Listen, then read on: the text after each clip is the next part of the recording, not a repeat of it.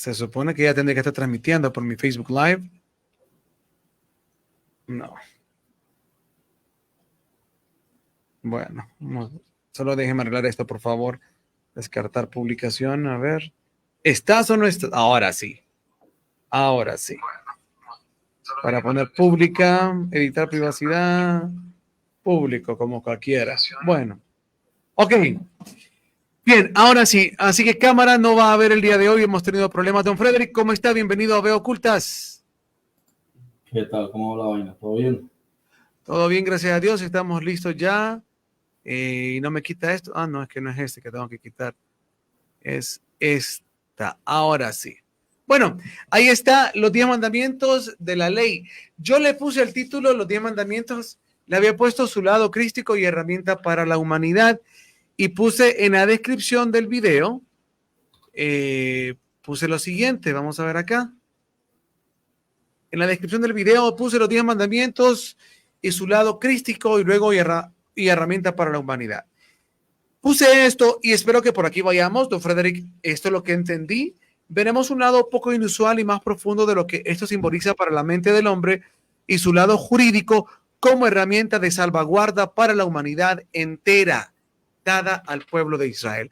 Más o menos, en esencia, recoge, don Frederick, lo que veremos el día de hoy. Sí, en parte sí. ¿Le entendí entonces la intención del programa o no? ¿O ando bailando? Sí, por ahí va la cosa. Por aquí va la cosa. Bueno, perfecto. Ok, le iba a poner su lado metafísico, pero muchos iban a asustar e iban a quebrar el celular cuando viesen la palabra metafísico. Iban a decir que vamos a hablar de cosas del diablo. A duras penas manejar lo físico como para manejar lo metafísico. Sí. Bueno, ok, don Frederick, los mandamientos de la ley. Adelante, ¿qué es lo que nos quiere contar en estos programas que hasta se está preparando con diapositivas y todo el show ahí súper espectacular para entregarle a la audiencia algo sin duda bastante sustancial? Cuéntenos, los mandamientos de la ley. Claro, mejor que sean diapositivas a días negativos.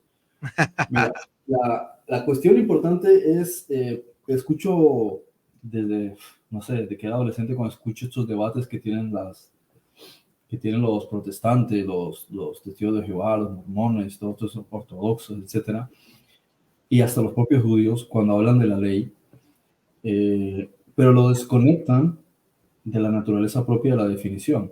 Sí es cierto que cuando observamos a la literatura hebrea, nosotros nos topamos con una palabra que es Torah, no nos encontramos con una palabra que es Huk. ¿Qué es Huk? Huk significa ley, pero Torah no significa ley. Es más, existe error a la hora de comentar o interpretar el concepto ley. Cuando, por ejemplo, analizamos las palabras de Baal Shem Tov, la traducción, o sea, o la, ¿cómo se podría decir? La compilación de Baal Shem Tov de lo que es el Evangelio de Mateo, porque sabemos que los judíos religiosos han tenido debates con los llamados cristianos desde prácticamente el inicio, ¿no? De la secta de los nazarenos, del cristianismo. Y una de las maneras para manejar el debate era tener su propia versión de los evangelios, ¿sí? En versión hebrea, para poder decir, bueno, esto es lo que está escrito, sí, porque tenía muchos debates. ¿Y esa es la versión a la que te refieres? Sí, entonces, claro, por ejemplo, en la versión de Baal Shem Tov, cuando ellos hablan de las enseñanzas de Jesús, ellos ponen en el texto hebreo Torah. Ellos dicen, esta es la Torah de Yeshua, ¿sí? Es decir, esta es la doctrina de Yeshua. Porque la palabra Torah viene de la palabra O, que es luz, es decir, es la instrucción, es lo que te está dando una información. Por eso, los 5 primeros libros de Moisés se llaman la Torah. Sin embargo, no están refiriéndose todos ellos a una cuestión de ley. Génesis está hablando de diferentes cosas, Éxodo está hablando de otras cosas, Levítico, más concreto para los levitas, supongo que por eso le pusieron el nombre, ¿sí? Aunque en realidad se llama Beikra, ¿sí? O sea, el llamado, y fue llamado. Y después tienes a lo que llaman números y Deuteronomio. Por lo menos esos son los nombres que les dieron con base al griego, que no tiene nada que ver con sus nombres en hebreo. Entonces, aquí hay una cuestión para tratar o sea, para aclarar, y es que Dicen que Torah es la ley, pero también Torah se utiliza para referirse a doctrina o instrucción, pero también son los libros de Moisés en general. Entonces, ¿qué es en realidad de lo que nos está hablando Torah?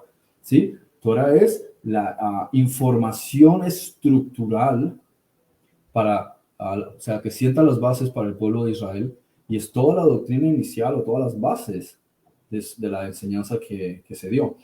Entonces, lo que se interpreta es que esa fue la ley de Dios, lo que establece la teocracia.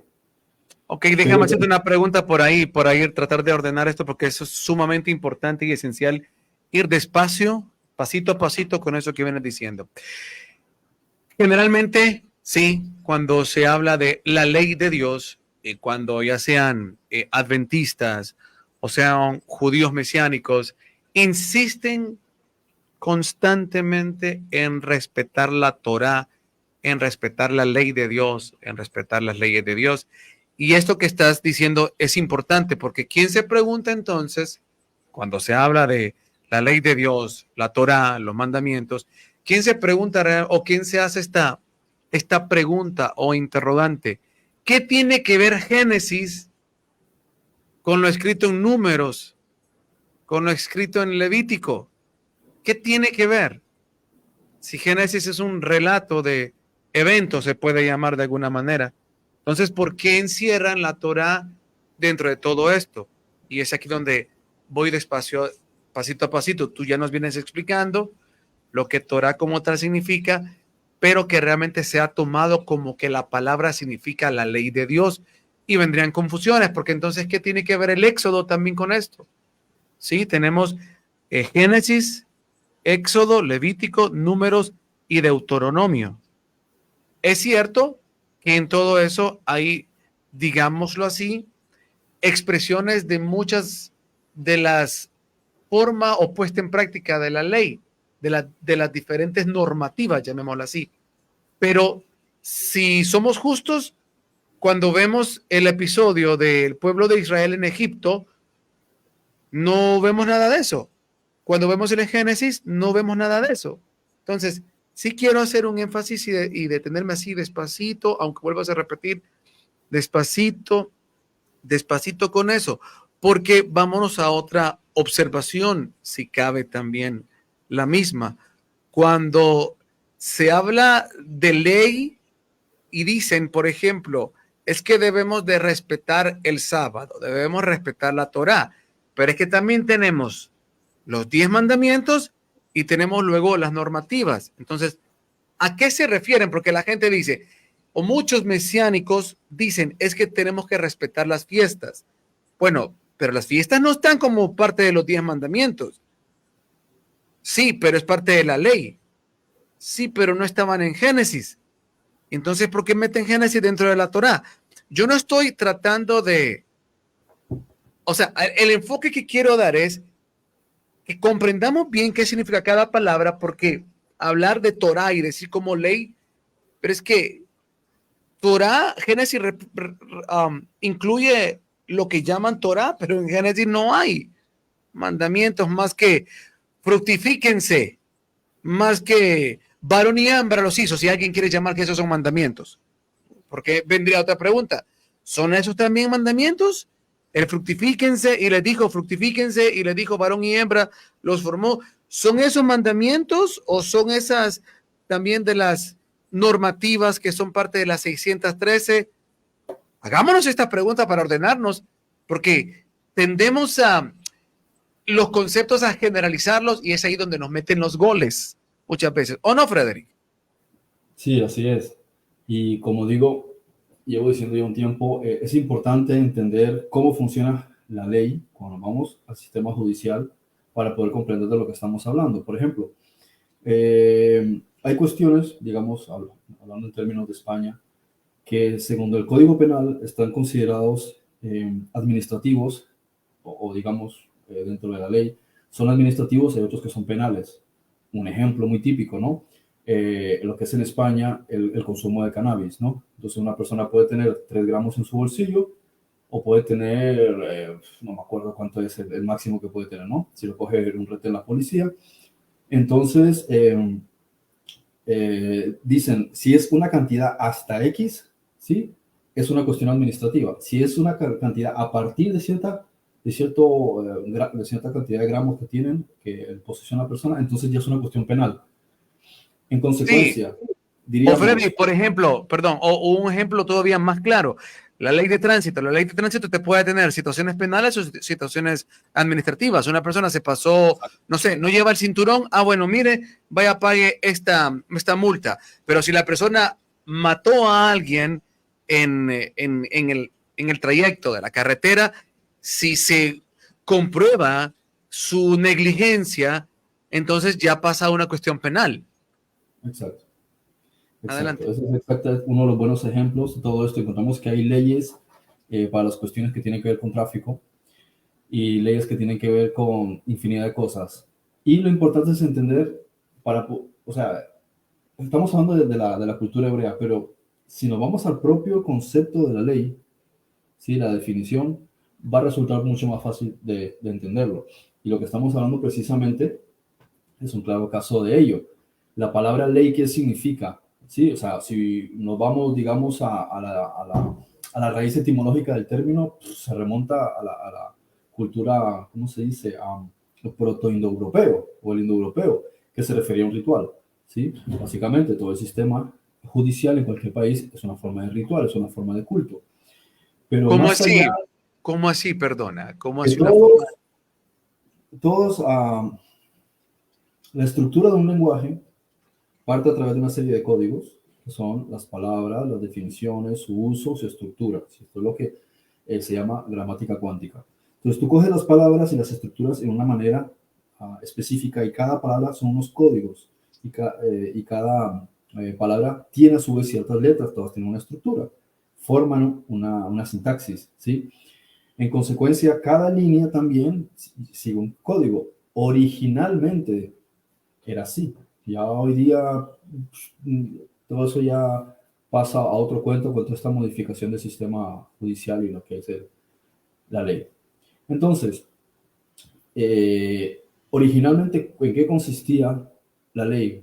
La ley consistía, en un principio, en una serie de parámetros relacionados con la conexión con la deidad y con la raza humana. Cuando la sociedad va creciendo, ¿sí? Encontramos que hay una especie de lucha por la supervivencia, donde está la lucha del más fuerte. ¿Quién determina lo que sería justicia en una sociedad donde, pues, el que más, ¿cómo se diría?, Más carne fuerte. agrícola tiene, claro, puede conquistar a otro pueblo? Se puede someter a cualquier tipo de injusticia. Ahí encontramos un caso, cuando dice el apóstol, porque reinó la muerte desde Adán hasta Moisés. ¿Por qué hasta Moisés? Porque cuando llega Moisés llega la ley. ¿Y qué es la ley? La ley no es lo que tú tienes que hacer primeramente, es tu derecho. Bien, porque la ley se basa en la estipulación de una serie de parámetros que definen qué es lo tuyo. De ahí la palabra en el latín, ¿sí? Juris, de viene jurisprudencia, juridicidad, jurisdicción, jurismo, justicia, todo viene de juris, y de ahí incluso en inglés you, o sea, tú, que es lo que es tuyo. Tanto es así que la misma palabra, dependiendo del idioma, la forma en la que lo quieras traducir, va a terminar traduciéndose directamente con derecho, porque justicia y derecho son la misma cosa. Bien, simplemente hay quien ejecuta la justicia. Entonces, el derecho per se, el derecho en sí, es qué es lo tuyo de forma natural.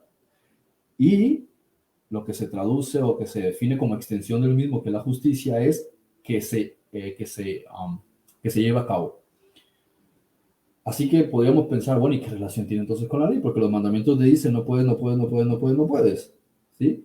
Porque en realidad lo que te está diciendo son una serie digamos, de prohibiciones pese a que el derecho ya existe. O sea, lo que el ser humano ya tiene es el derecho y lo encuentras cuando te vas a Génesis. Y ahí está la base del derecho. No obstante, no está quien ejecute el derecho. Entonces cualquiera puede hacer lo que quiera contigo. La ley me dice, por ejemplo, ¿no? fructifica y multiplica y crece. Ok, pero llega otro, fructifica y crece a expensas mías, ¿sí? De robarme mis tierras, robarme mis ovejas, llevarse a mis hijos, llevarse a mis hijas. Y entonces yo estoy cumpliendo con mi derecho, pero no hay quien ejecute la justicia, porque el otro también hace. Entonces, de ahí donde está dentro del sistema del concepto de la ley es, ¿dónde está tu derecho que no entre en conflicto con el derecho de otra persona? Porque entonces ya estamos entrando en injusticia, lo que no es suyo. Yo estoy viviendo en un lugar, tengo una serie de cabras, una serie de vacas, estoy aquí a este lado del río y tengo unas viviendas que he construido, pero llega otro y toma posesión. Entonces estaremos diciendo aquí hay una infracción, pero no puede decir que hay una infracción porque nadie ha establecido un código penal. El código penal se viene a establecer con Moisés. Hasta entonces solamente estaba el derecho, que es fructifica y multiplícate, que el hombre no esté solo y tenga pareja, que se extienda y que se expanda, y después los principios noaicos, como se les suele llamar, que es el asunto de no matar a los animales por capricho, ¿sí, no? Porque te vas a alimentar. Cosas muy simples, ¿no? De no degradar tu propio cuerpo, no degradar ciertos valores, unas cuestiones muy un tanto elementales que se extiende mucho más en los temas talmúdicos, ¿no?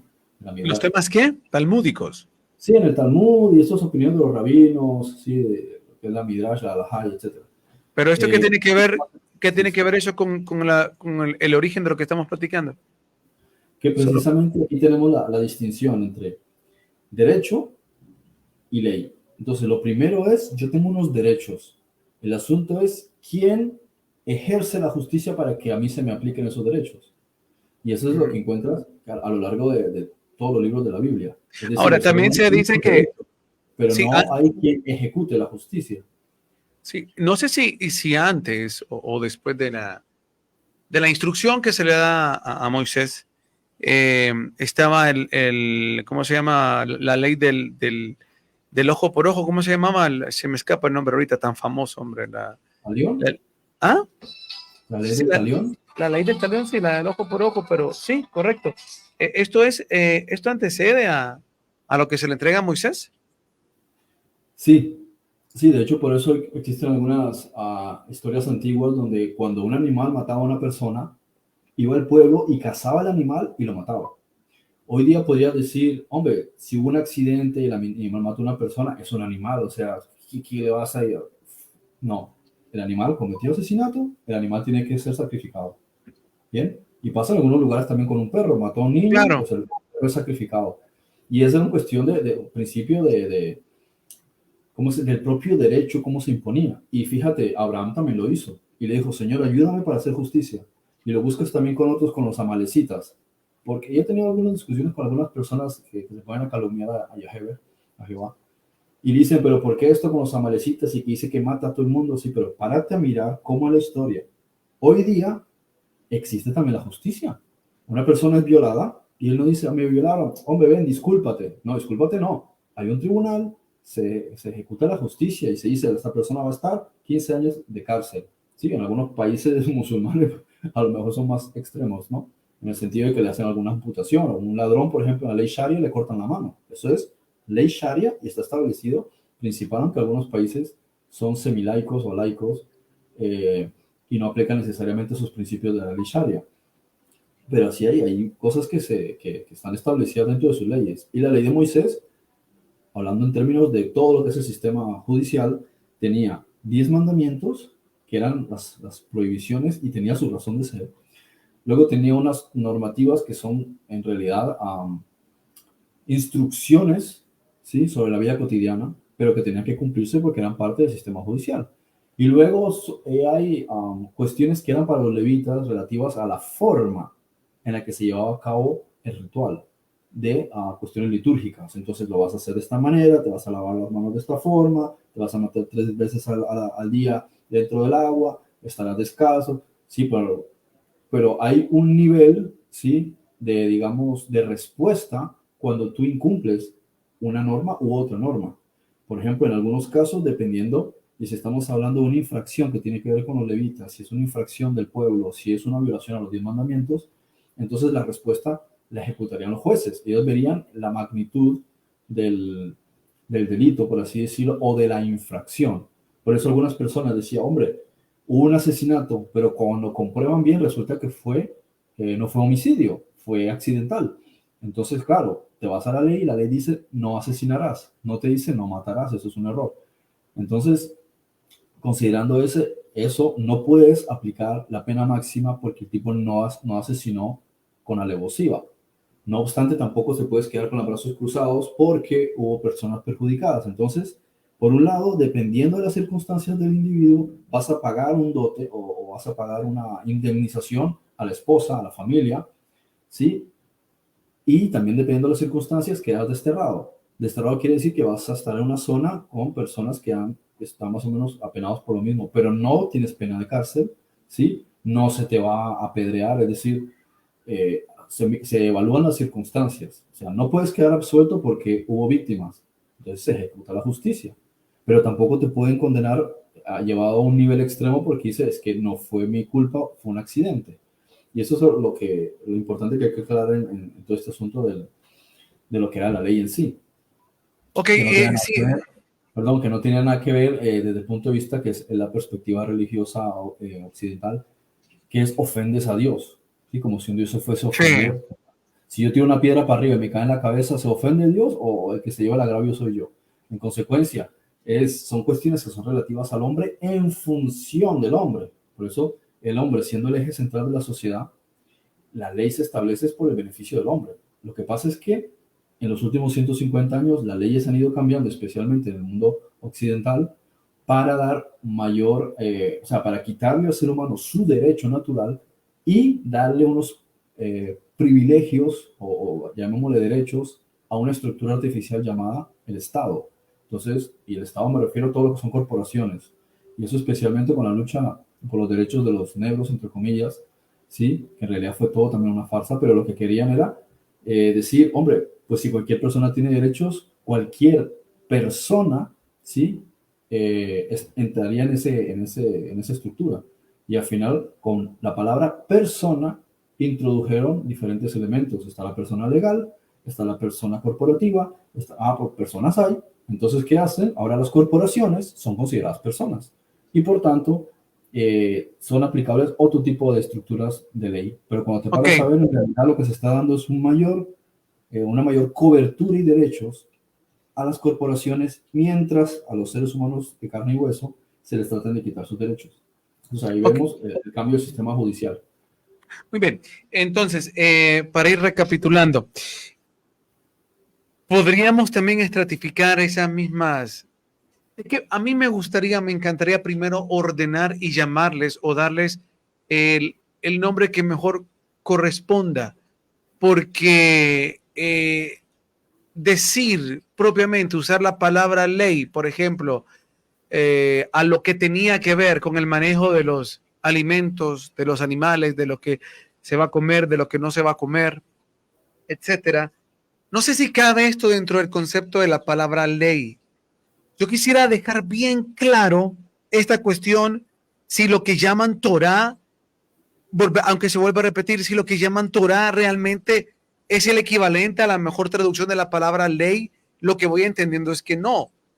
Pero yo quisiera dejar bien claro estos elementos, qué es Torah, qué es ley y qué sería ley o cuál sería la palabra ley que correspondería al hebreo para entenderla bien, porque la palabra Torah es una palabra en hebreo. ¿Qué significa? ¿Qué es en español?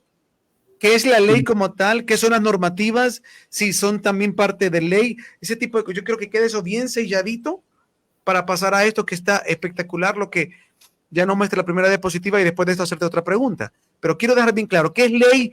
¿Qué es Torah? ¿Qué significa ley? ¿Cuál es la palabra que realmente define lo que mejor entendemos como ley en español según el hebreo? O sea, ¿cuál es la palabra en hebreo que corresponde a la traducción en ley, la que más se asimila? ¿Y qué es la palabra Torah? ¿Realmente qué significa?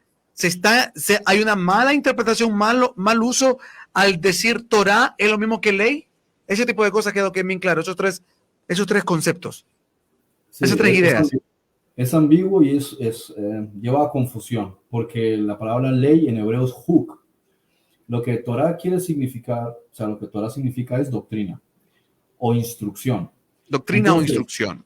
sí, entonces lo que tenemos es que hay una instrucción dada por ciertos ángeles, digamos en este caso según Enoch, el ángel Yefibiah, que le da una información a Moisés. Toda esta información Moisés la pasa escrito, ¿sí? La va anotando y establece todo lo que fue la instrucción que le dieron. En esa instrucción se incluye todo el sistema judicial. Bien, el derecho ya era natural, porque el derecho ya estaba dado. De hecho, Moisés, ¿cómo sabía cosas que habían ocurrido hace un montón de tiempo con, digamos, entre comillas, Adán y Eva? ¿Dónde va a sacar él eso? Alguna información habría, pero a lo mejor no tenía la estructura perfecta de la historia y las palabras que tiene que poner. Entonces dice, escríbelo. Porque además cuando queda notariado, cuando queda registrado con una autoridad superior, que era en este caso un príncipe o un arcángel, que es la autoridad superior, que es el que está dando la orden para establecer la nueva constitución, que es la constitución de la libertad, porque ellos se libraron de la esclavitud egipcia. Ahora pueden establecer su propia, ¿cómo se dice? Declaración de independencia, ¿no? De independencia. En consecuencia, le dice, escribe aquí y empiezan los parámetros desde casi el inicio, diciéndote, multiplícate, fructifica, haz esto, de todos los árboles puedes comer. Quiere decir, ya directamente te está hablando de todo tu derecho. Y empieza el derecho a este, pues le dice a Abraham, vas a coger esta tierra. Volvemos a hablar del derecho. Y sucesivamente lo que encontramos son derechos, ¿sí? Derecho a este y derecho, puedes expandirte, y derecho, y derecho, y derecho. El asunto con el derecho es que no había la parte de la justicia. Entonces, había unas cuantas normas, eso sí, o sea, hay unos principios elementales de comportamiento, que es lo que se llama la ley de Noágidas, ¿sí? O de Noé. Pero no había nada escrito, o sea, no había digamos, un juez, ¿sí? O un abogado, que en este caso es quien está representando a este arcángel, ¿sí? Porque tiene esta autoridad. Como ellos son los que establecen la autoridad de los textos, ellos son la autoridad, ¿sí? Son quien tiene el grado mayor y son los representantes del Dios. Concepto Dios quiere decir directamente autoridad o autoridad suprema. Quiere decir que es el autor de algo y quien tiene las máximas capacidades para tomar decisiones, crear, modificar o eliminar toda una estructura de ley. El único que está por encima de la ley es Dios. Él puede hacer o deshacer respecto a la ley si él lo considera. Sí, entonces, fíjate que hace tiempo te he comentado esto, una vez leía una información que decían que en la antigüedad los ángeles descendían a la tierra y enseñaban a los hombres a tener relaciones sexuales dentro de los cánones que representan la mayor elevación espiritual. Tanto que había una sincronicidad en la enseñanza en relación a la naturaleza, ¿verdad? A lo que tenía que ver con el movimiento de los astros, la Tierra, los planetas y la Luna y el Sol, ¿verdad? Así como también enfocado a cómo en el acto sexual poder explotar al máximo la divinidad que fuese capaz de producir los mejores resultados para el hombre en su vida diaria. Entonces, luego se dice que más adelante los hombres fueron incitados a tener relaciones sexuales, ¿verdad? Motivando exclusivamente la parte del placer, del autogratificación. Y es aquí donde esta enseñanza mostraba que había sido el principio de lo que vemos en el Génesis, de lo que pasó en Edén. ¿Por qué te traigo esto? Porque una de las cosas que más me motiva a traerlo es que yo quisiera regalarle a la audiencia una idea bien clara, que nosotros lastimosamente tenemos una visión de los mandamientos y de la ley como tal, como aquello que se nos impone, como aquello que de manera arbitraria se nos dice y únicamente se nos condiciona y se nos coarta nuestra libertad, porque entonces estamos encerrados y nos desligamos completamente de la comprensión de la instrucción, que es aquello, como tú dices, dado por aquella autoridad o el autor. Por eso es importante entender la palabra autoridad, como tú la dices. El autor no como figura de aquel que ejerce arbitrariamente algo, sino que es el que tiene la autoría de crear, de haber creado, de haber diseñado, ¿no? Entonces, esa idea creo que es la primera que hay como que limpiar a Freddy de la mente para entender ampliamente lo que se nos está mostrando. para luego, cuando ya nos introduzcamos más en profundidad, también nos quitemos el hecho de comprender que detrás de cada uno de esas cosas está lo que tú aquí bien pones en la primera diapositiva, ¿verdad? Que es entender lo que representa para la mente, porque el problema es que nos vamos a diálogos totalmente estériles, donde, aquí dicen, ve, no hay que comer tal cosa, no hay que comer esto, no hay que tatuarse, no hay que ponerse esto, no hay que tirar el semen por la tierra, o sea, hay un montón de cosas que hacemos de manera animal, ¿sí? Fuera del diseño, pero que están inscritas en esas normativas y hay que entender entonces qué tiene que ver con el diseño, tanto desde lo biológico como desde el componente mental, que es lo importante. No sé si me da a entender con esto que acote ahora. Sí, sí, sí, claro, claro, claro. Y todo, sí, todo esto es importante porque definitivamente sí. Si uno toma como base de ley hablemos en términos generales, ¿no? Digamos Biblia, ¿no? Para ser generales, ¿no? Aunque yo muchas veces hemos aclarado que la Biblia es una biblioteca, o sea, que no puede uno generalizar, pero hablamos, ¿no?, en términos de la historia antigua de Israel y del hecho más importante que es la parte literaria, que es lo que nos importa, la parte um, legal. Cuando tú tienes una obra literaria, es una obra con copyright, quiere decir que es una autoría. En consecuencia, ya es un registro, no es un registro notarial, pero antiguo, ¿sí? Porque no lo escribió cualquier persona diciendo una historia aleatoria. Cuantas más personas aceptan esta ley, están aceptando que está hablando de una autoridad. La autoridad en este caso sería la persona de la que están evocando estos, llamémosle príncipes, ángeles, extraterrestres, como sea que cada quien le quiera llamar, ¿no? Entonces ellos están hablando de una persona mayor y autor de la vida, del universo, del ser humano. Quiere decir que no hay nadie por encima de él y que el ser humano está supeditado a él y que los individuos que han hablado con Moshe, con Moisés, son sus embajadores. Por eso dice en Génesis, mi nombre está en él. Le está diciendo a Moshe, a Moisés, este individuo, sí, y los que están con él, vienen en mi nombre. Quiere decir que lo que ellos vayan a decir es como si fuese yo mismo el que lo estoy diciendo. Por tanto, es como si fuese el autor. Y ellos están igual que si estuvieses con un jurista, ¿sí? Vas a un juez y el juez tiene toda la autoridad o su secretario, que es en realidad el que tiene, el que establece, el que escribe las cosas. Y dice, esto es así, esto es así. En consecuencia, aquí es donde está el poder de lo que estaríamos hablando. Y de hecho, fíjate que los propios jueces, ellos no pueden estar por encima de nadie. Sin embargo, utilizan un estrado para dar a entender como que son por encima de alguien y están imitando la Biblia. Y por eso se ponen nombres como su excelencia, ¿cómo es? Bueno, utilizan la excelencia o el rey, utiliza los magistrados. ¿Y de dónde vienen todas esas palabras? Todas esas palabras son una usurpación de un sistema legal, el sistema legal más avanzado, incluso mejor que el Código de Hammurabi, que es el derecho que tenía Israel, incluso mejor que las leyes de Egipto y las leyes de Roma. De hecho, todo el sistema judicial es una copia, ¿sí?, de la Torá. Es una copia de todo el sistema que se le enseñó a Moisés. De ahí fueron copiados muchísimos sistemas, especialmente de las leyes que hasta el día de hoy existen. Aunque a muchas personas no les gusta tener que reconocer eso, porque les molesta, o sea, que existe esta guerra contra cualquier cosa relacionada con Israel o su conexión con esta deidad, ¿no? Con Yahweh o sus mensajeros.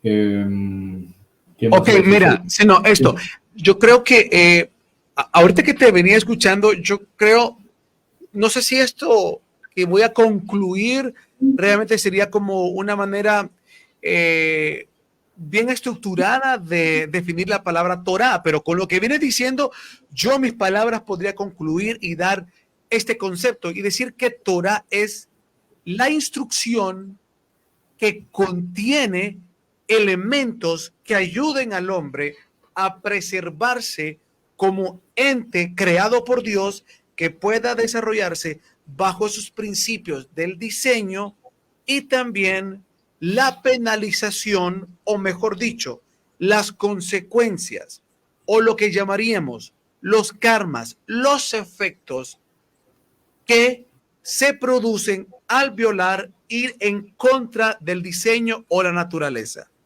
Es decir, que aquí la Torah lo que incluye es lo que nosotros tanto como derecho tenemos como, como obligación u obedecer al diseño al cual nos debemos de sujetar tanto desde lo biológico como lo mental, así como nos muestran el contenido de las consecuencias por violar principios que van en contra del diseño de lo que realmente somos y el diseño de lo que realmente fue creado por el uno o el origen o el creador. No sé si esto lo resume porque estoy incluyendo tres elementos, tanto lo que tenemos como derecho, el diseño por el cual fuimos constituidos y las consecuencias de la violación de esos diseños. Así es porque está todo intrínseco, ¿sí? Lo que realmente encontramos es que todos los códigos y todas las cosas mencionadas no son eh, estipulaciones Arbitrariedades. arbitrarias, sí, o caprichosas. Haces esto porque a mí me da la gana que lo haga. No, es porque quien lo está mandando sabe las repercusiones que hay de hacerlo y de no hacerlo. Entonces, por eso es por lo que está diciéndote, no hagas esto, y si te dice, haz lo otro. Pero no porque dice, mira, ya que soy el dueño o el que creé o el tal, pues tengo ganas de decirte que hagas esto y que no hagas lo otro porque me da la gana. No, como hay inteligencia en todo esto, sabe perfectamente con premeditación qué es lo adecuado. Entonces lo que hicieron fue estudiar un sistema que se les iba a dar, con ellos lo aplicasen y iba a tener buenos resultados. Bien, y ahí encontramos que una de las cuestiones elementales es que tienen el derecho, pero también tenemos el problema de que el ser humano viola el derecho. Entonces es un ser humano contra el otro. Por eso hay una parte de la ley que básicamente, si la analizas bien, casi todo es no hacer daño a las demás personas. Y luego hay otra parte de la ley que es no te hagas daño a ti mismo. En consecuencia, esto no tiene nada que ver con ningún Dios, en el sentido de que no es que un Dios le ofenda, que es lo que interpretan normalmente muchos religiosos occidentales, que es Dios estableció esta ley, no voy a ofender a Dios porque es la ley, porque si no Dios me castiga. No, esto no funciona así. La ley fue establecida para proteger al hombre, ¿sí? De sí mismo y de otros seres humanos. ¿A Dios qué le importa? ¿Sí? O sea, digamos que es como Eso, el creador del universo y me tiene que claro. importar de repente que tú, yo qué sé, que le quitaste el agua a tu vecino. ¿Qué me importa? ¿Sí? Él lo que hace es establecer justicia. Entonces, por eso establece un código en el cual las personas básicamente se respeten. Pero hay también, primero, el elemento del karma, ¿sí? Es el elemento de la ley causa y efecto, o sea, siembra lo que recoges, como dijo Jesús. Así es. Lo mismo que dijo el rabino Gilel. No hagas daño a las demás personas, porque en eso se remite toda la ley y los profetas, todos los demás son agregados. Eso es lo que dijo el rabino Gilel. Y en eso consiste todo. Es cualquier observancia, ¿sí? de la ley te va a llevar a lo mismo. Es, si analizo bien, mira, esto es, no se le daño al otro. Esto es, no se le daño al otro. Esto es, no se le daño. Entonces, eso es el derecho. El derecho está, básicamente, es protegiendo, ¿sí? A los individuos en contra de cualquier otra arbitrariedad.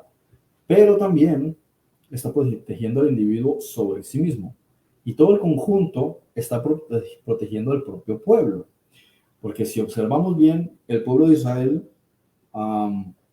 salía, digamos, venciendo en las circunstancias pese a los movimientos internacionales. O sea, independientemente de lo que estuviese ocurriendo en otros países, pasaba desapercibido. O si los trataban de atacar, ocurrían cosas sorprendentes y los enemigos se iban.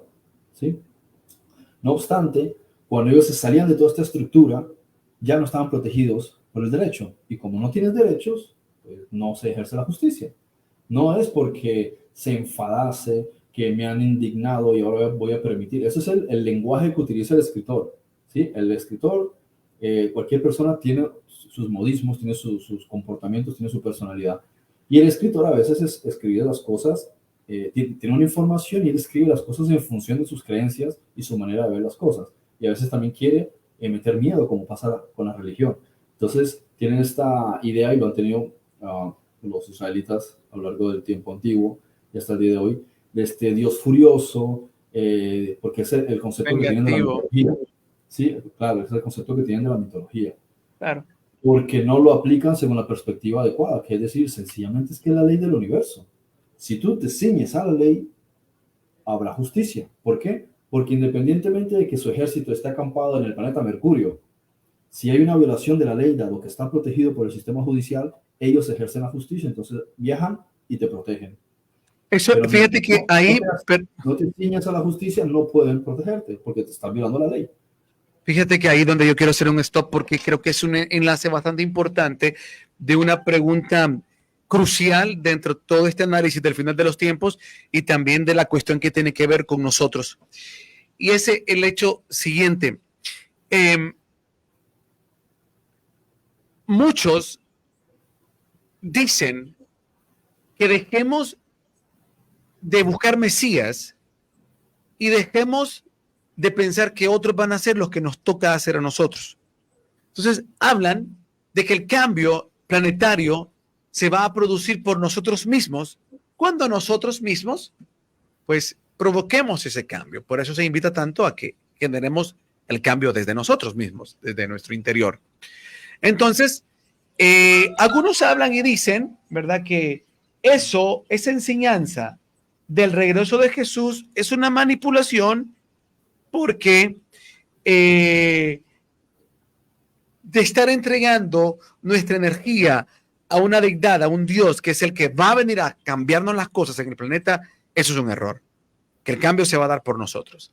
Entonces, me llama la atención lo que vienes diciendo, porque esa es cuando te metes a estudiar las diferentes perspectivas, tanto aquella como la tradicional, ¿verdad? De la cultura evangélica o cristiana en general, que te habla de un final de los tiempos y el más sano de estas corrientes, pues te visualiza el hecho de que van a venir de arriba y van a poner orden y bueno, van a hacer nuevas las cosas acá, ¿verdad?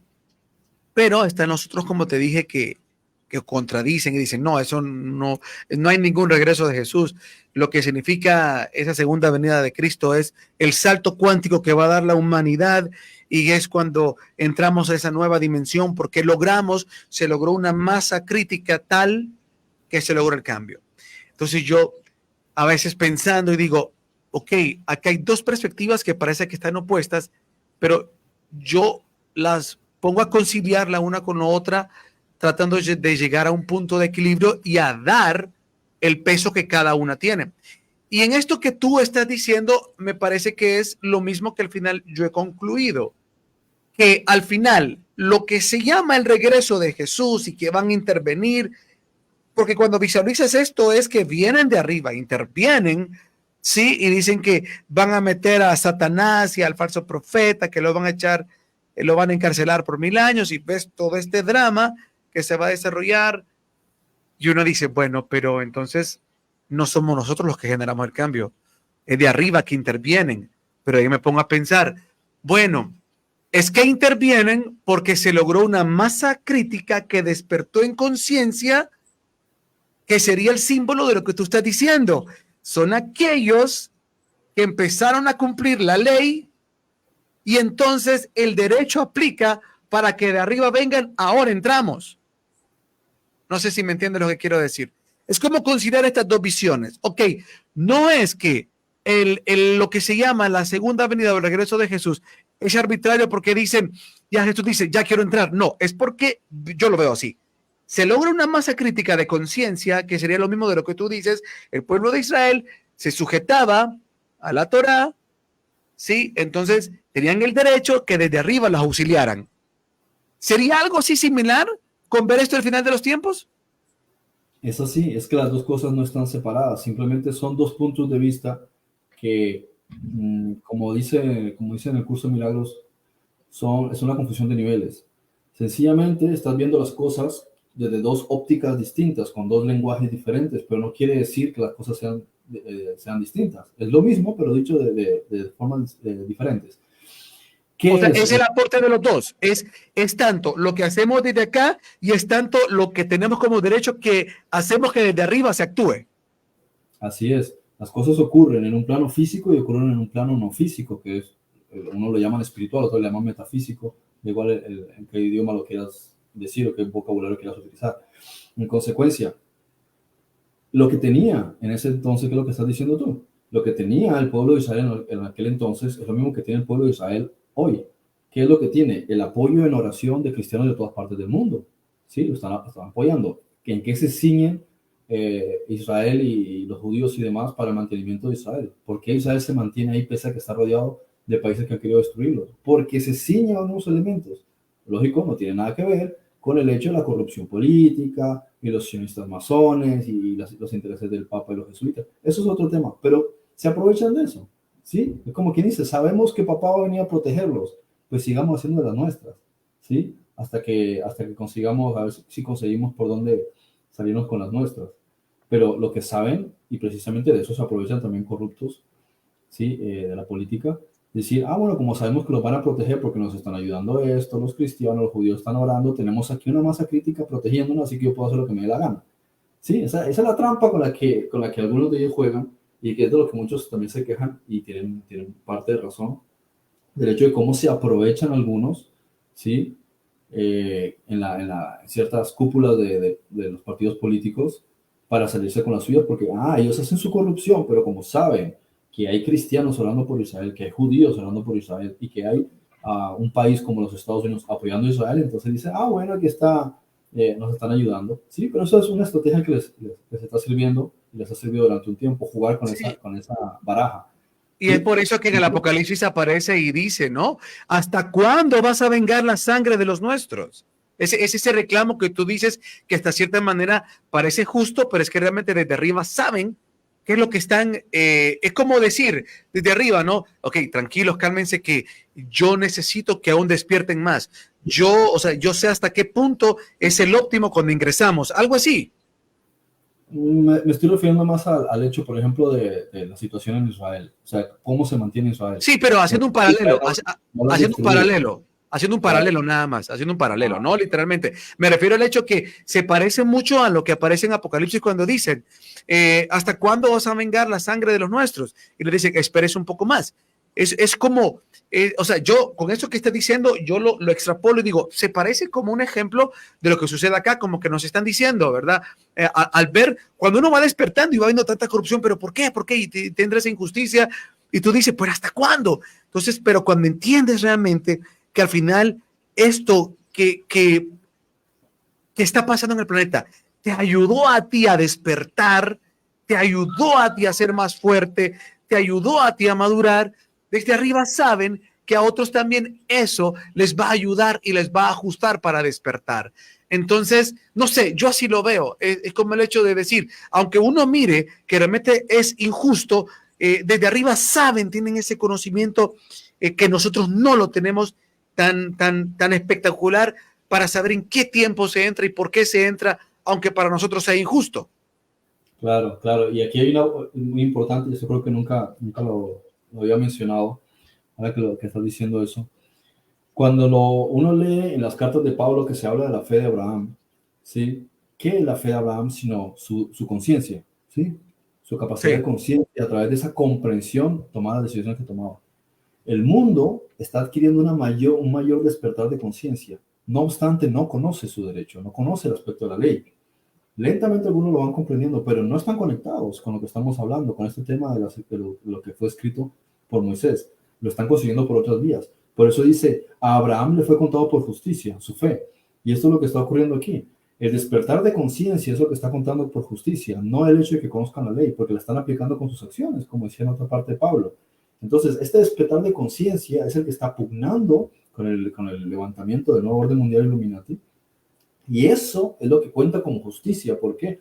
Porque el despertar de conciencia directamente lo que te lleva es al respeto a las demás personas, que somos uno, que hay que dejar al lado el ego, que tenemos que unirnos en contra de la oscuridad, proteger a los niños. O sea, todas estas cosas que está viendo en ese despertar se está basando en la justicia. ¿Qué es la justicia? No toques a los niños, no envenenen nuestro planeta, no envenenen nuestros alimentos, dejen de intoxicar la atmósfera. O sea, todo esto que está ocurriendo, ¿sí? De cómo la humanidad se está dando cuenta de que les están violando todos sus derechos, ¿sí? Les están quitando su derecho natural a sus tierras, su derecho natural sobre su propio cuerpo, se lo están envenenando. Entonces, esto es lo que está haciendo que la humanidad, pese a que no conoce, ¿sí? digamos, bueno, la ley natural algunos la están entendiendo, pero lo que es el sistema judicial de la ley natural, que es lo que está escrito por Moisés, eso es lo que está contando por justicia. Entonces ellos se están quejando y cada vez más gente, más gente, más gente, hasta el momento en que dicen, Exacto. hay una masa crítica, entonces hay un Ujú. derecho. O sea, se puede ejercer justicia, como Exacto. pasó en muchas otras ocasiones. Ese es el concepto del milagro. La persona ora, pide ayuda, entonces les ayudan. ¿Bien? Qué Bueno, bonito. Es lindo eso. Perdón, es lindo eso porque es tan gratificante entender esas cosas y dejar de ver como cuestiones arbitrarias y saber que todo lo que está ya dictado, dicho, profetizado, es parte de un conocimiento muy elevado de el saber tanto cómo va a actuar el ego o la oscuridad, así como también de la mano va a ir el despertar de conciencia, que es algo que ignorantemente la oscuridad no puede ver. Se llena tanto como dice, ¿verdad? Que enviará un espíritu de error a ellos y es una forma de decir que la oscuridad es tan ignorante, pero tan ignorante, que no entienden que entre más oscuro es que están provocando un despertar. Esa presión que están ejerciendo al mundo, toda esta cuestión lo único que está provocando es un despertar. Es más bien, con el es el mucho contra contrario. algo lo hacen más fuerte. Exactamente, o sea, nos están haciendo más fuertes. Por eso hoy Honduras le va a ganar a México, porque nos han ofendido mucho los mexicanos. Perdón, el tema. Lo siento, me perdí. Sigamos adelante. Bien, entonces, entrando en materia sobre la diapositiva, Sí, dice, la ya. ley real expuesta en los 10 mandamientos, que normalmente se conoce como el decálogo, la palabra deca, que es 10, logo, palabras, poseía dos ámbitos que expresan lo exterior y lo interior, lo masculino y lo femenino, Te puedo lo detener inferior ahí. y lo superior. Te puedo Dime. detener ahí. Te puedo detener ahí. Perdona. Ok, ¿qué tiene que ver lo masculino con lo exterior y lo femenino con lo interior? ¿Qué tiene que ver lo masculino con lo inferior y lo femenino con lo superior? ¿O yo lo estoy equivocando? No, no, no. Son percepciones de la mente. La mente tiene dos áreas de existencia y juntos crean un todo. La parte masculina, que la podemos llamar Adán, ¿sí? Y la parte femenina, que la podemos llamar Eva, cada uno tiene elementos naturales que incluso lo vemos en el comportamiento del cerebro. Y esto es por el comportamiento de la mente. Lo masculino es racional, es analítico, es matemático, digamos, tiene ciertas geometrías, ¿sí? Como sería, por ejemplo, el cuadrado, es más característico del hombre, el triángulo apuntando hacia arriba. Luego tenemos que el femenino, que es la parte complementaria, pero no complementaria al masculino, sino que se complementan mutuamente, masculino femenino y femenino masculino, siendo un todo. El femenino es creativo, ¿sí? Es espontáneo, ¿sí? Es Busca la intuitivo. aleatoriedad, es intuitivo, ¿sí? Está más conectado con la naturaleza, no le interesan los números, ¿sí? Entonces es más de la parte interior del ser y tiene otro tipo de geometrías más Sutiles o espontáneas, diría. espontáneos. Entonces ahí encontramos lo que es la naturaleza del propio ser. El hombre, por ejemplo, le gusta más ciertos deportes, a la mujer le gusta otro tipo de actividad. El hombre le gusta más conocimiento empírico, a la mujer le gusta más la parte espontánea, la creatividad. Entonces el arte, esto sí, un día podríamos hablar sobre el desarrollo de la mente en sí, Sí. pero para no extendernos por otro área ahora, es que ambos se complementan perfectamente. Una consulta Entonces, más. Una consulta más. y que ellos Tiene, precisamente identifican estos conceptos de lo que es exterior, interior, inferior y superior, ajá, como Jesús también explicaba. Dice, ¿te acuerdas a la obra sí, de Valentino que dice, entenderéis lo interior de lo interior y lo exterior de lo exterior y lo inferior y lo superior? Y uno diría, ¿de qué me está hablando? igual, Está hablando de la mente. igual Tomás, cuando caséis lo masculino con lo femenino. Exacto, de lo que estamos hablando. Sí, o una consulta más. Y aunque va a parecer chistosa, pero es que realmente hay profundidad en la pregunta, aunque pueda generar algo de chiste por nuestra naturaleza. Pero cuando hablas que el hombre es más inclinado en la matemática, la geometría, etcétera, me vino una duda.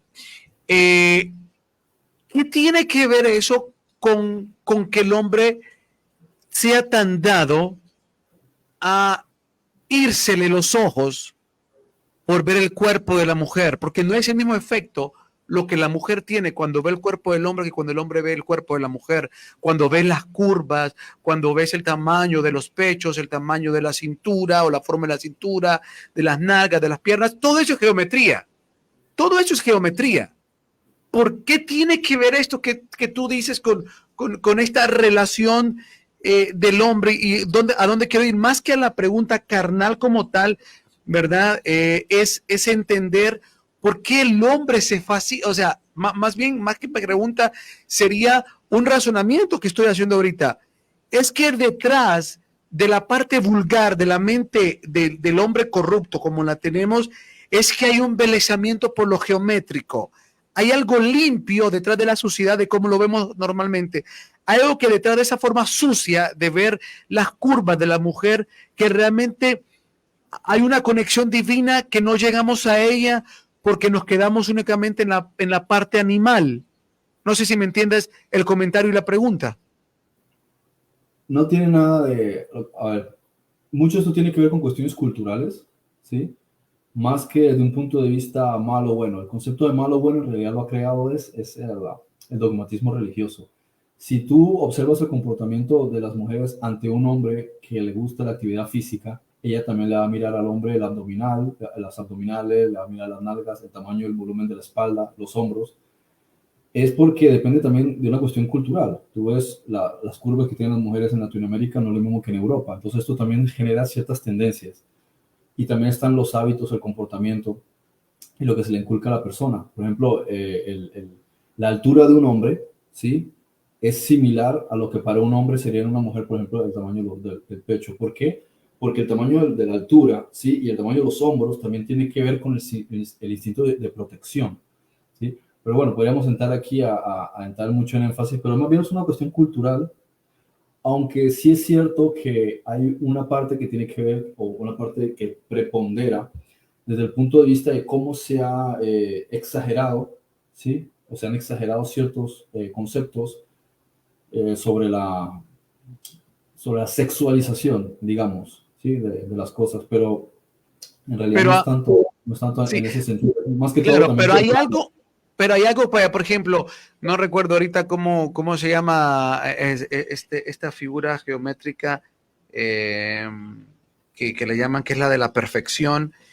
O sea, mi pregunta es si dentro de la mente, tanto masculina como femenina, hay algo que está conectado intrínsecamente con nosotros, con la cuestión de la geometría sagrada, que nos embelezamos por las figuras. O sea, hay algo que hay una relación en nuestra mente con geometría sagrada, y me Sí, imagino que tiene que ver porque es principio de creación, pero algo tanto que nos embelezan las formas, las sí, figuras.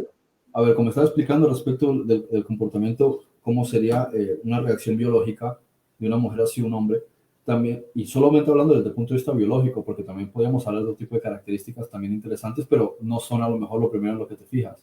Pero el hombre, por ejemplo, se fija primeramente en esto, ¿por qué? Porque también las curvas de una mujer están directamente relacionadas con su capacidad de concebir. O sea, cuanto más grande es la cadera, interpreta el subconsciente que es capaz de almacenar vida. Pero estos son elementos que tienen que ver con el subconsciente y que están guardados en lo más profundo Okay. del tálamo, ¿sí? Y de la memoria genética. Entonces tú ves eso, igual que los pechos grandes, es el amamantar. Entonces es una mujer más capacitada para poder dar, dar el pecho a los niños. Y así vas analizando cada uno o sea, vas analizando la anatomía y te das cuenta que es un instinto de decir, esta es la mujer que necesito para los niños, ¿sí? Pero eso ya es cuando tú estudias el subconsciente, no es porque tú digas, es que soy un mal pensado, o sea, va a tener que ver también elementos culturales, lógicamente, cuando te bombardean con la misma música, que degrada a las mujeres y todo de la promiscuidad, entonces ya estás condicionado, las propias mujeres incluso, yo a veces bromeo con eso y digo, ¿cómo puede ser que las mujeres salgan, o ciertas mujeres salgan a las calles a decir que los hombres son unos violadores, pero después no salen a pedir que se censure cierta música donde las están degradando? Ah, porque es que claro, tiene que ver con también la programación mental. Sí, porque música donde directamente las están tratando de prostitutas y a ellas les encanta esa música. Y tú dices, pero a ver, ¿cómo puedes permitir que tú mismo incluso pones esa música? ¿sí? Y es porque Sí, hay es una que programación mental, pero no es porque si tú te vas y analizas debidamente el asunto, más de una diría, porque también la mujer, como me faltó decir, es emocional. El hombre es un poquito más dado a poder analizar las cosas geométricas. Entonces, como sí, es es que emocional, se deja llevar por ciertas cosas, pero no analiza bien que precisamente esa música la está insultando, la está degradando. si es que te hacía esto porque exactamente por lo que vienes diciendo. Y me cuesta muchas veces las palabras exactas para poder trasladarte lo que tengo en la mente, pero exactamente por eso que tú decías de cómo se llama, de estar la parte, cómo el sistema tergiversa, ¿verdad? Cómo pues desproporcionan la situación de la sexualidad y la meten en una culturización agresiva para torcer la cuestión que tiene que ver con lo sacro. Y es aquí donde voy. Por ejemplo, te hablaba de la proporción áurea, es la figura geométrica que te mencionaba.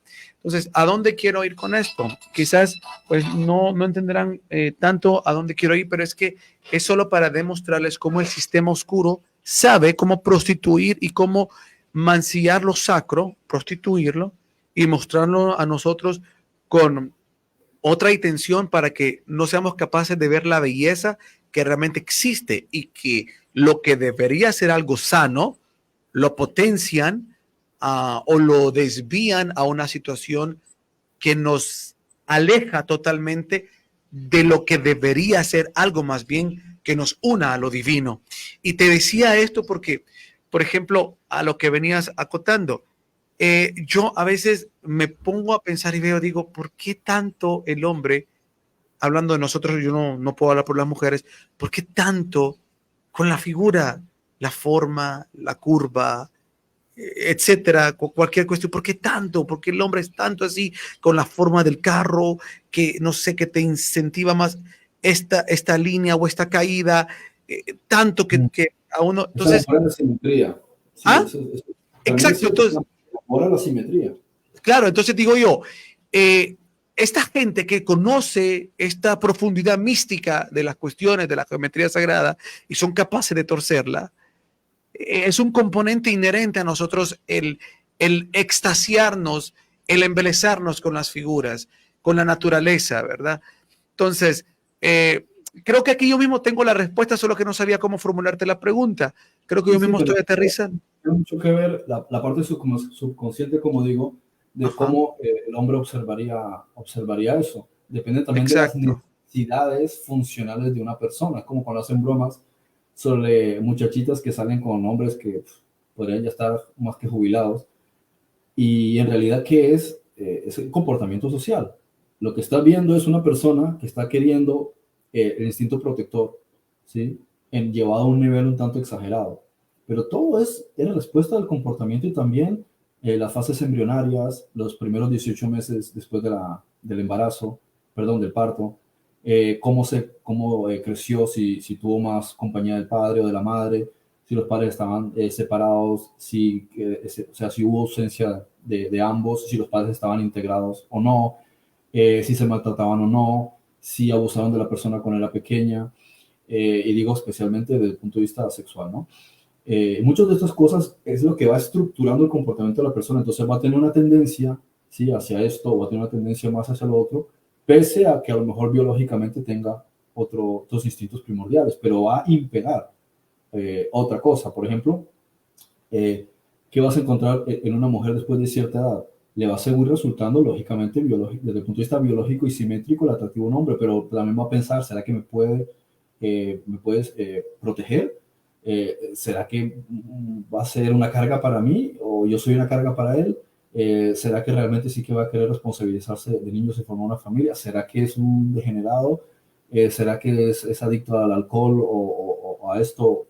Sí, es promiscuo, ¿no? Entonces, al principio, lógico, todos buscamos la simetría, pero después vas empezando también por las experiencias que has vivido a considerar otro tipo de factores, ¿sí? Como, hombre, lo ideal sería que tuviese una simetría, pero que hay otras cosas que a lo mejor me preocupan más, ¿sí? Entonces, por ahí también ocurre con los hombres, pese a que como el hombre, digamos, hablando en términos de Latinoamérica, se acostumbra mucho desde niño a la estructura de trabajar, trabajar, trabajar, y la mentalidad es el trabajo, ¿no? No sabe que eso está asociado con la esclavitud, pero ser empleado es como un gran honor.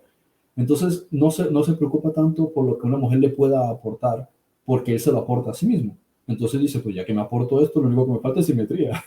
Entonces, por eso son cuestiones muy, muy relacionadas con la educación y las experiencias que hemos tenido desde la mismísima gestación, lo que la madre estaba experimentando mientras estaba en el proceso embrionario del cigoto, del feto y todo esto. Él va recibiendo todas las ondas, todas las improntas y todas las emociones de la madre, y la parte más importante, si la madre, si el hombre que la dejó embarazada la abandonó, entonces esa tristeza que ella tiene la va a impregnar, la va a imprimir en el feto, y eso se le va a quedar codificado.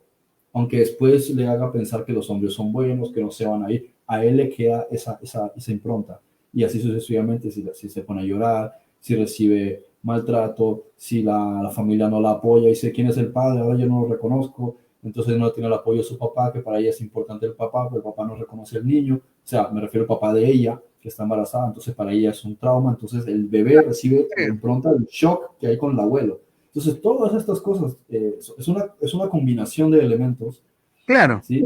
Suman a lo que Claro, estamos hablando. entiendo que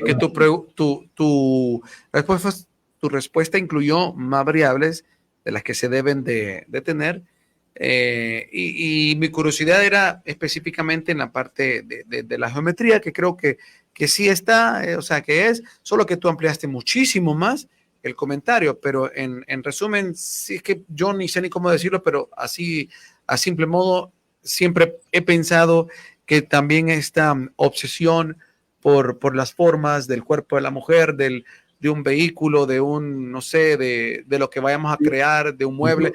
De hecho, observa la anatomía, vas a encontrar que las curvas de las mujeres son distintas a las curvas de los hombres. Exacto, Pero claro, exacto. a una persona que ha crecido, digamos, dentro de un molde específico, llamémosle simétrico, o neutral, voy a utilizar la palabra neutral que me parece más adecuado. Es decir, que tienes un componente femenino con una madre que sirvió como madre de la mejor manera, y un componente de padre que sirvió como padre de la mejor manera. Entonces tú estás creciendo en un punto neutro. A partir de ese punto neutro, y teniendo, digamos, unas experiencias un tanto que no sean muy, muy chocantes como para crear un desorden disociativo, tú vas a ver las cosas de forma simétrica. Y como vas a ver las cosas Exacto. de forma simétrica, si biológicamente eres mujer, tú vas a entender o definir el arquetipo masculino de una manera. Si eres hombre, vas a definir en tu mente el concepto del arquetipo femenino, dependiendo de los valores que están codificados en tu comportamiento. Pero si observas, claramente los dos cuerpos son muy diferentes. Son muy, muy diferentes. A veces hasta la piel es diferente, los huesos son diferentes. O sea, muy diferente, sí, es la anatomía de un hombre y de una mujer. Y en eso están también los valores de lo que visualmente a la persona le interesa, lo que subconscientemente a la persona también le interesa. Ten en cuenta que también hay una Diste, cuestión relacionada con el placer. Entonces, como también o sea, Tony Robbins dice mucho que nosotros huimos de cualquier cosa que nos lleve dolor y nos acerquemos a todo aquello que nos pueda producir placer. Entonces, lo mismo, ¿sí? Pero no voy a entrar en detalles porque si no nos censuran el no, video. sí, Pero y uno mira que, tiende a también buscar qué es lo que mi subconsciente considera que eso me va a producir placer, ¿sí? Entonces sí, también lo asocias por ahí porque la simetría está asociada también con el placer. Y exacto. como decías tú, perdón, que lo mismo es con los automóviles. Si tú tienes que elegir entre un Renault 5 del año 90 a elegir entre un Lamborghini, tú vas a decir, es que el Lamborghini es simetría pura. Cualquier ángulo, es que lo estudian con base a la simetría del comportamiento humano. ¿Cómo le gustaría? Hay mujeres que les va a gustar un automóvil a lo mejor distinto a como lo vería un hombre. Y a veces pasa incluso con las zapatillas, el calzado, las gorras. A los hombres usualmente tienen como más gustos hacia ciertos colores o ciertas formas, y las mujeres dicen, no, no, no, yo soy más de esta forma, y un hombre diría, pues hombre, te quedan bien, pero yo no me pondría algo así. Y es Fíjate, porque ya hay unas tendencias, hay un comportamiento y hay una respuesta a una simetría particular, con base en lo que estamos hablando de la mente. sí, fíjate que es que diste en el clavo, hoy sí diste en el clavo de lo que estaba tratando de aterrizar yo, porque la respuesta puede ser simple y sencillamente sencilla. Porque el hombre está programado para que lo excite el cuerpo femenino. Y no, por eso dije, no quería llevarlo a algo tan vulgar, no desde el punto de vista de obsceno, sino tan burdo, pues tan corriente el comentario, o sea, tan básico el comentario, sino que quería algo más profundo. Y tú lo acabas de decir, la forma como, o la manera como conocen el comportamiento humano, y más que el comportamiento, la manera como incide lo que tiene que ver con lo sagrado, la geometría, con el origen, con cómo fuimos creados, con el diseño nuestro, cómo lo conocen tanto, que son capaces, perdón, solo digo esto, son capaces de desasociar, y aquí viene, eso es lo que quiero rescatar, pero solo dame este segundo, es aquí donde tienen la capacidad de desasociarnos con lo simétrico, con la belleza. ¿De qué manera? Torciéndolo, prostituyéndolo. Entonces, imagínate que hay gente que le gusta los Rugrats de niño. ¿A quién se le ocurre poner los Rugrats? Exacto. Aventuras en pañales, cuando son horribles y asimétricos. Es correcto, a eso voy. Es la prostitución. De Padre de Familia, Family Guy, creo que es. Tú observas esos dibujos, o Big Mouth, esos dibujos animados, y dices, pero si son horribles. Pero están tratando de dañar el cerebro a través de las imágenes. Ese es a donde quería llegar. Esa es la manera, entonces, como pero yo me preguntaba, pero ¿cuál es la cuestión esta? Y aunque la respuesta sea tan básica, y voy a llegar a la misma respuesta, pero viéndolo desde la parte sexual, es que no seamos capaces de ver la belleza en lo puro, en la forma, en la simetría, sino en lo vulgar, que nos olvidemos realmente de lo esencial, de la belleza, de la simetría, ¿verdad? Y nos vayamos a lo vulgar, nos vayamos a lo carnal, que traspasemos lo bello, lo sacro, y nos vayamos directamente al estado animal. Entonces, por eso es que ahora lo entiendo muy bien. Explotan, como tú decías, ahora tiene mucho más sentido la cuestión esta de la culturización o la hipersexualización que se va en dos componentes. Ok, vamos a utilizar lo sacro, vamos a utilizar la belleza de las curvas, vamos a mostrar la belleza de los pechos, la belleza del trasero, la belleza de la cintura, vamos a desnudar todo esto, pero vamos a darle un aditivo sexual, vamos a hipersexualizar para incentivar la excitación y entonces mostrarles que vayan a la elevación sexual y se olviden de la belleza que hay en la simetría del cuerpo, que es su parte intrínseca natural, pero no solo nos vamos a quedar ahí.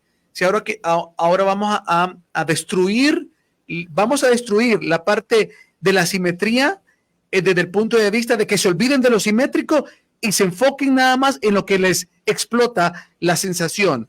Aunque está conectado lo simétrico, pero no quiero que se fijen en la belleza, quiero que se fijen en lo que produce el deseo. Y vamos a usar otra forma, ¿cuál es? Destruir la simetría. Que entonces ya lo que es bello propiamente por naturaleza no sea lo que les despierte un gusto, sino que sea más bien lo asimétrico, lo que destruye. Entonces, de las dos maneras, te están destruyendo la simetría, presentándola, pero disfrazándola o dándole un tinte que tu mente se olvide de lo simétrico y se vaya a lo animal. Y lo otro es la destrucción total de la simetría. Ajá. ¿Es correcto? Sí. Es de alguno de los diferentes elementos de cómo se utiliza. ¿Por qué? Porque trata de romper los esquemas elementales del sistema de pensamiento del hemisferio izquierdo y del hemisferio derecho del cerebro, que es básicamente una analogía a los hemisferios también de la mente, el hemisferio femenino y el hemisferio masculino, que no es que se llame hombre o mujer, eso ya son cuerpos. Me refiero a masculino y femenino, son sistemas de pensamiento, que son arquetipos, o sea, son los polos opuestos de una misma cosa. Es el mismo concepto del yin y el yang, están entrelazados, unidos en una misma esfera, ¿sí? Y simplemente es una parte espejo de la otra, pero con lo que el otro no tiene. Y eso nos lleva al Génesis, la misma historia, pero eso ahora nos extenderíamos mucho con eso. Sí, tengo una pregunta acá. Bueno, ok, perdón, continúa. Sí, tengo una pregunta acá de alguien, pero dale, continúa.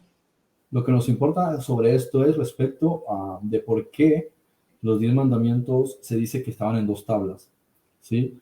¿Y por qué se dice que uno tenía 5 leyes y por qué el otro tenía otras 5 leyes? ¿Te Porque parece si 5 esto lo dejamos?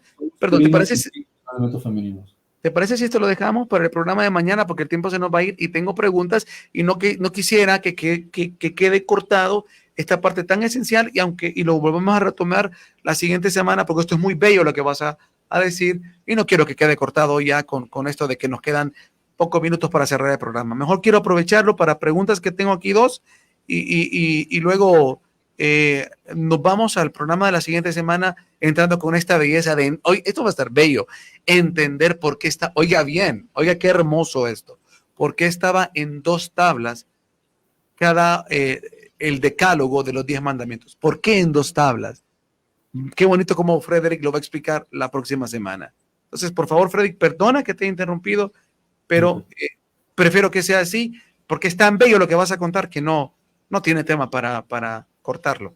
Ok, dice Rafael Sosa Iluminado de la, ¿cómo es? Rafael Iluminado Sosa de la Cruz. Primera pregunta, Rafael dice, ¿quién estuvo en Egipto? ¿Los israelitas o los hebreos, hijos de Israel? ¿Fueron esclavos o fueron sirvientes? Lo que pasa es que la palabra en hebreo significa lo mismo, ¿sí? La palabra esclavo y siervo significa lo mismo porque en realidad son lo mismo. Simplemente son vistos desde ópticas distintas o digamos que en nuestro idioma diferenciamos esclavo de siervo, ¿sí? En que el esclavo no tiene ningún tipo de propiedad ni remunera absolutamente nada. Tú puedes hacer con él lo que te dé la gana. El siervo, en cambio, es tu empleado. ¿Sí? Puedes recibir alguna compensación económica por servirte, por ser de utilidad, pero eso ya son matices culturales que han ido desarrollándose a medida que ha pasado el tiempo. Pero en términos de la comprensión original del término se decía abad en ambos casos. O sea, abad, abodá es trabajo, sí, pero abad es esclavo. Y esto es muy importante también entenderlo porque eso nos lleva a por qué la sociedad trabaja para otras personas, ¿sí? O sea, por qué eres empleado. Si en el principio natural nadie trabajaba para nadie. De hecho, la propia escritura dentro de la ley decía, si por alguna razón alguien trabaja para otro, o sea, para su hermano, dice para su hermano, es decir, su prójimo, lo hará máximo hasta 6 años. No puedes seguir con eso. ¿Por qué? Porque solamente trabajaban los que estaban endeudados y que por alguna circunstancia de fuerza mayor eh, se vieron en unas circunstancias tan pésimas y tan malas que no les quedó otra que venderse la esclavitud, ¿sí? Es decir, al servilismo, para que otro le dijese, pues, entras a esta hora, te vas a esta hora, y yo te ayudo para dándote X o claro, que sea un dinero, o alimentos, o no sé, lo que en su momento sus necesidades precisaran. Pero una de las cosas importantes, y es muy bueno esta pregunta que están haciendo, es comprender que Egipto representaba la esclavitud. Ellos estaban en Egipto, pese a que estaban en Goshen, ellos no tenían libertad para hacer lo que les diese la gana. Ellos estaban siempre bajo la supervisión del rey, del faraón. Entonces estaban supeditados a otras jurisdicciones, estaban supeditados a otro sistema de ley y no tenían propiedad en donde estaban. Y por encima de todo les iban a estar cobrando impuestos. Que impuestos básicamente te estoy robando por estar en un espacio de tierra, pese a que el espacio de tierra ni siquiera es del rey. O sea, el planeta Tierra es nuestro. Entonces, ¿tú por qué le tienes que estar pagando a otra persona por un pedazo de tierra si ese pedazo de tierra no es de él? Es simple. O sea, alguien te puede decir, estás en España y como estás en España tienes que pagar dinero al gobierno español. A ver, para empezar, el gobierno español es una corporación desde 1978. No me puedes estar diciendo que yo voy a pagar a una corporación cuando la corporación es algo reciente. Y aunque fuese antigua, ¿cuándo le compró esa tierra a la madre naturaleza? O cuando yo, que soy heredero del planeta Tierra, cedí mis derechos de propiedad cuando Dios me dio esta tierra para que yo viviese en la tierra. Por eso, quien se ampara de lo que estamos hablando de la Torah, en ese sentido del concepto correcto de la ley, no tiene por qué obedecer y rendir cuentas a ningún Estado porque los Estados son ilegítimos. Son una invención que se ha ido estructurando por intereses del papado para tomar una posición sobre todo el planeta Tierra y que sea propiedad del papado. Pero en realidad el planeta Tierra no le pertenece al papado. El planeta Tierra nos pertenece a nosotros. Entonces te dicen, te voy a cobrar por acciones del agua. No puede, por ejemplo, en Estados Unidos, no puedes coger agua de lluvia. Si quieres un panel solar, tienes que pagar un impuesto. O sea, ¿cómo voy a pagar yo un impuesto si el panel lo compré yo con mi bolsillo? ¿A quién le toca pagar un impuesto? No, para la hidroeléctrica. ¿Y a mí qué me importa la hidroeléctrica? Si el sol no es de la hidroeléctrica. ¿Sí? Entonces, cobrarte un impuesto, hay gente que tiene que pagar una licencia para pescar. Dice, ¿por qué tengo que yo pagar una licencia para pescar si el pescado es de nosotros? ¿Y por qué a otra persona tengo que estar pagando nada? O sea, eso está loco. Pero como el ser humano o sea, no nos han enseñado cómo funciona la ley y el derecho, se acostumbra, entonces tienen licencia para conducir, licencia de matrimonio, licencia de no sé, básicamente dentro de poco una licencia para respirar, que es lo que quiere Klaus Schwab, que es que pagues un impuesto por el aire. Tú estás loco. ¿Y por qué a los pescados no les cobras un impuesto? ¿Y por qué a las aves no les cobras un impuesto? No, al ser humano, ¿por qué? Porque es una unidad productiva, es un esclavo. Y eso es lo que querían cortar con el asunto. No puedes ser libre si estás sometido a un Estado. ¿Sí?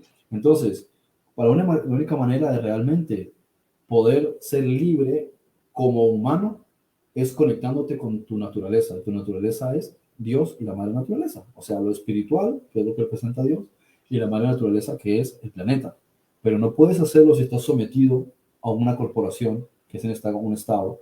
Entonces la manera fue, sácalos de ahí y llévatelos para Canaán para que sean verdaderamente libres y recuperen su tierra. Porque esa tierra, ya incluso antes de ir a Canaán, se sabía que esa tierra era de ellos. Y lo puedes encontrar en los trabajos de Abraham y en el trabajo de Moisés sobre Sem y Noé, etc. Entonces, ellos estaban en Egipto como siervos, no como esclavos. ¿Por qué? Porque si hubiesen sido esclavos, no les puedes cobrar impuestos. Y ellos les cobraban impuestos para construir 2 ciudades de almacenaje. Entonces no eran esclavos, eran siervos.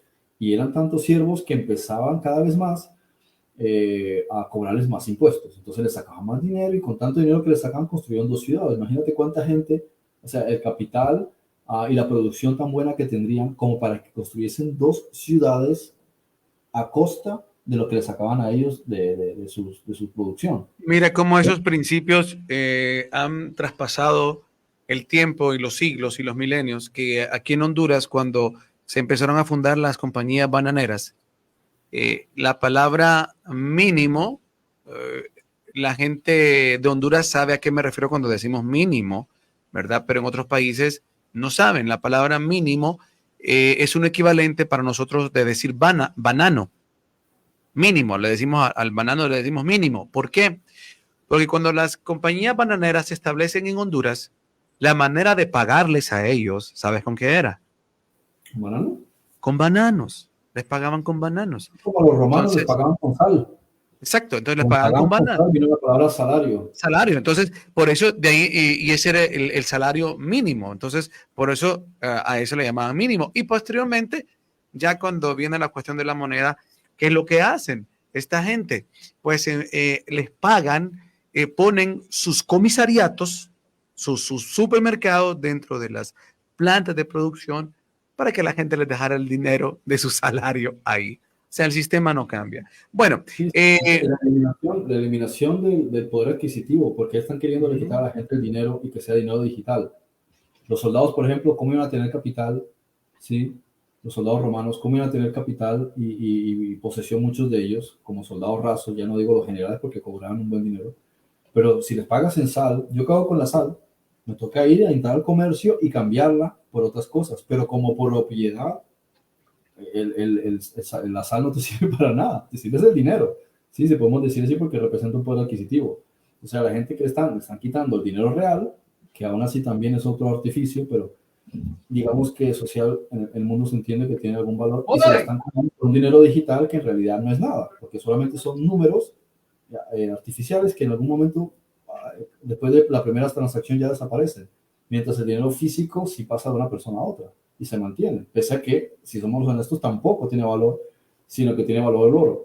Ahora, si queremos decir que el oro tiene valor, porque también uno es el que define si tiene o no tiene valor. Yo diría que lo único que realmente tiene valor es el alimento y la tierra. O sea, tu propiedad como tierra y el alimento que produces. Para mí eso es lo único que realmente tiene valor. Porque es lo único que es funcional.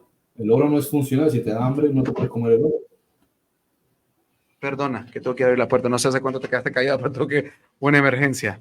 Ok, bueno. Antes de pasar a la última pregunta. ¿Hola? Sí, te oigo. Ok, antes de pasar a la última pregunta, de Rafael Iluminado Sosa de la Cruz, que dice: quedaste hablando de Logos Frederick Goodman antes del corte comercial de RAS. Y luego voy a complementar con esto. Dice Karina Canales: wow, qué tema. En este tiempo el estándar de belleza es alto. Las mujeres se ven demasiado perfectas, tergiversando la belleza pura del alma. Porque quise hacer los dos comentarios, porque quería ejemplificar muchas veces cómo hace esta diferencia de la mente masculina y la mente femenina. Para Karina Canales, lo que yo venía relatando, ella lo absorbió porque la mujer, desde la parte de lo que tiene que ver con los temas del interior, como que es un poco más inclinada a absorber esta información. Vean la diferencia, y no es cuestión de burla, sino que solo un ejemplo de que muchas veces veamos estas diferencias. Ella absorbe y dice, y empieza a entender esa parte que ella descubre lo que tiene que ver con el interior, ¿verdad? Es bonito ejemplo. Bueno, pero vamos a la respuesta del comentario que hace Rafa. Quisiera decir una cosa que es importante que lo escuchen las mujeres que están escuchando lo que estamos hablando. Se ha interpretado equívocamente que la belleza que tienen, sí, que se ven estos estereotipos es real. Yo diría que la belleza real es una belleza que está relacionada, bueno, si tienes una genética, sí, porque también tiene que ver con los genes. Hay gente que pues es bonita físicamente, pero está la falsa belleza, digamos, que es el hecho de saturar, ¿sí? A las personas con un montón de cosas que no son reales. Entonces se pone una cosa aquí, se pone otra cosa acá, y aparentan, y aparentan, aparentan, pero en realidad nunca se han esforzado por trabajar una simetría. Bien, puedes sonar un poco, perdón, materialista, pero lo cierto es que si nos vamos a las fracturas de muchas relaciones y la realidad del comportamiento de muchas relaciones, hay un trabajo. Cuando una relación ha de durar, ha de haber un trabajo. Ese trabajo es cuidar el cuerpo, cuidar la mente, cuidar la parte sentimental, cuidar la economía, cuidar los lazos con los familiares en general y del hogar. Tiene que haber un cuidado, pero muchas personas no hacen ningún tipo de cuidado. Conozco personas que se pasan todo el día bebiendo alcohol y después les sorprende que sus relaciones no funcionan. Le digo, pero ¿tú te crees que una persona que no se ama a sí mismo, ¿sí?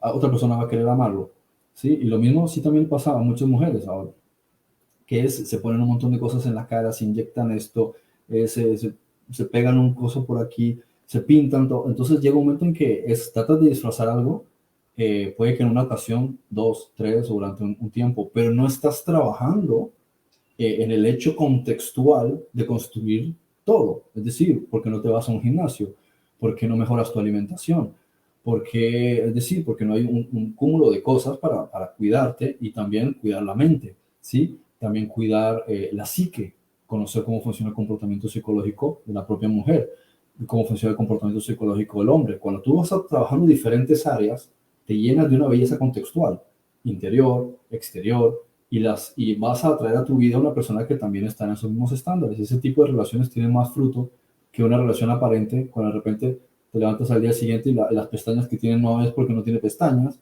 ¿sí?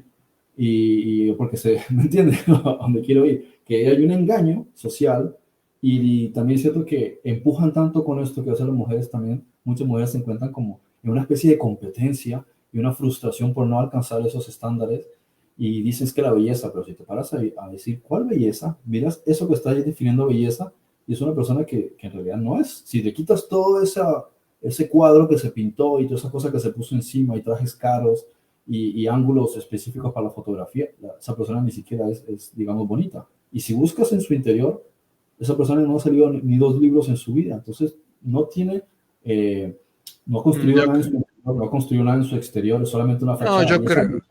Te hace creer como mujer que ese es un estereotipo a alcanzar. No es ningún estereotipo a alcanzar. Yo admiro a las mujeres que van al gimnasio, porque veo Yo creo que sí. tienen ganas, sudan, se esfuerzan, luchan, y pienso, bueno, solo te falta que trabajes también en el interior. No, yo creo que se han leído más de 2 libros. Mira, yo creo que sí, yo creo que se han leído más de 2 libros. Yo creo que sí. Por lo menos la de Victoria's Secret se han leído los libros de Avon donde venden los productos. O sea, yo creo que ellos han leído. Sí, yo creo que más de algunos han leído. Bueno, Pero es que uno mismo, es que la belleza es un contexto. Ve a tomar sol, ve a salir a caminar, métete en el mar. No tienes mar, pues una piscina. Cambia la alimentación, come más fruta, haz estiramientos. Es decir, si empiezas a hacer todas esas cosas, vas a ver cómo progresivamente, de día a día, semana a semana, mes a mes, año a año, década a década, todo el cuerpo empieza a transformarse. Y lo mismo, va al gimnasio, que no sé porque no han caído, pues ve de vez en cuando, ve media hora, después vas intensificando y mejorando el hábito. Pero si quieres construir algo, empieza a ponerle algo de dedicación y vas a ver que también tus relaciones sociales también van a cambiar y van a mejorar también tus relaciones sentimentales. Y educa también la mente, porque cambias la mente, también vas a cambiar el exterior.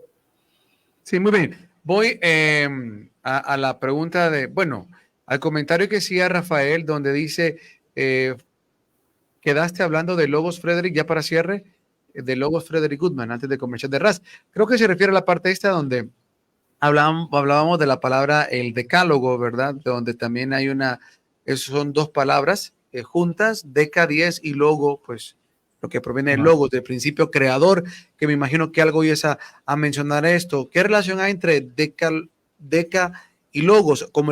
¿Tiene que ver algo con el principio creador, con diseño, con autoría o qué es esto? Simplemente la palabra que se le dio en griego, porque eran los 10 mandamientos, igual en hebreo es lo mismo. Bueno, pero en este caso, si le dieron la palabra, si la palabra en griego es decálogo, es porque algo ellos asociaban con la palabra logos. No, es porque el decálogo, o sea, la palabra en griego viene del hebreo, es el advarim, o sea, las 10 cosas, las 10 palabras, y de ahí viene la deca, 10, logo, 10 palabras. O sea, las palabras en sí es lo mismo que las cosas en hebreo. En hebreo tú dices cosas o palabras y significa lo mismo en hebreo, es davar. Ya, pero no tiene nada que ver como logos como el principio creador, sino como sencillamente como la palabra limitada. Claro, podemos abrir campo a desarrollar eso y su relación con la palabra davar, pero no es precisamente el tema ahora mismo. Pero claro que podemos conectarlo para una temática física. No, claro, y yo veo que tiene que ver, porque si me estás hablando del autor, del creador y los 10 principios de los que se basa el amar al prójimo como a ti mismo, estás hablando de diseño. 10 principios de diseño, 10 principios de creación, de creador. O sea, yo le veo totalmente una conexión entre lo uno y lo otro. No sé si realmente por ahí los griegos también conectaban o simplemente por lo que la palabra comúnmente tiene que ver. Bueno, si alguien más quiere hacer alguna consulta, puede hacer ahora una última pregunta. Si no, pues yo ya cierro el programa de hoy. Y mañana pues estaríamos realizando la continuación de este programa. Lo haríamos, ya voy a verificar la hora que queda aquí con Frederick para no equivocarme. A ver, quedamos en el día miércoles 2 de la tarde Tenerife, que serían entonces 2 de la tarde Tenerife, son 6 horas ahorita, Fred. ¿Qué horas? Ahorita son las 4 de la tarde Honduras, son 10 de la noche allá, ¿verdad? Sí. 10 de la noche, entonces son 5, 6, 7, 8, 9, 10, son 6 horas.